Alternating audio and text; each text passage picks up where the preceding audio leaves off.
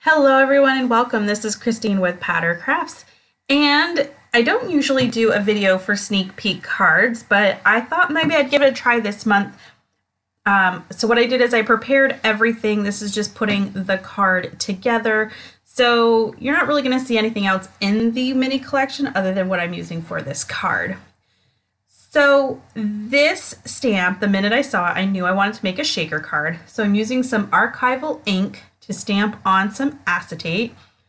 You do not need to press that hard for acetate or go over it. You really kind of should be like down and up. My ink pad was slightly dry and I wasn't sure how well that was going to stamp.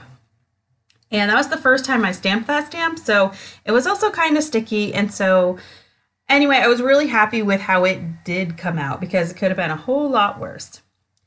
So for my shaker card, I'm using this other piece of pattern paper found in this mini collection for the background. So what I did is I just trimmed up a little bit to fill in that window area and adhered that to my card base.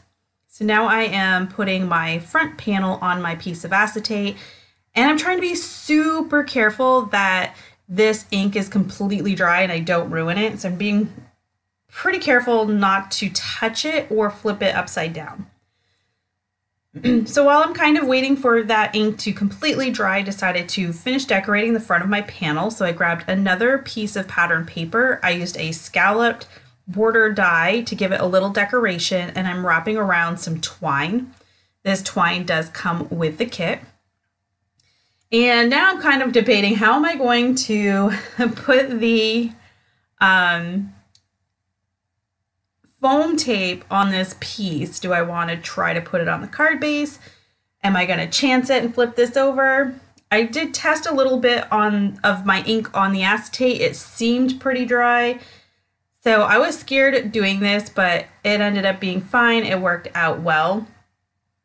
So for my foam tape, it is 3/4 of an inch. So I do cut it down into strips for this. And when I cut it really thin like that, I find it bends really nicely for circles or ovals if you take the backing off. So that is what I did. I am using just one layer of foam. It'll let the sequins shake a little bit, but it won't be a ton of movement. If you want to add a lot of bits and pieces to your shaker card and have a lot of movement, you might want to do 2 layers, but I am just doing a single layer. They do move in there, don't get me wrong. Just you just have to be careful, because if you put too many shaker bits in, they just kind of bunch up together and they don't really move. So that's kind of what I'm doing here, is I put my shaker element down on my card base, but I'm trying to make them a single level so that they don't bunch up.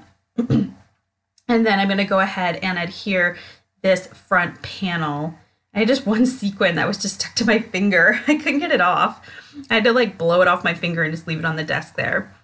So we're gonna now look at this little corner. I was hoping that the twine would be enough to make a bow, but then I would have had to only put it around twice, and I really like the look of the 3 times. So I'm trying to find some twine from my stash that kind of matches the natural tones I have don't really match, so I decided to bring in some pink twine just to kind of put into this button here. This button does come in this mini collection, so I'm just adding some of this twine to the middle of that button, and then I'm going to use the multi-matte medium glue to adhere that into place. I love this glue for things like that. It holds really, really well. It dries quickly, super strong, and if it leaks to the edge, for the most part, you can't see it.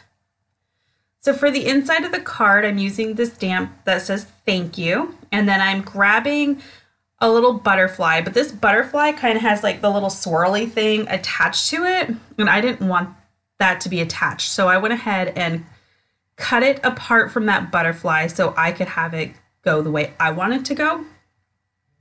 So we'll go ahead and put that on the inside and call this card done for today.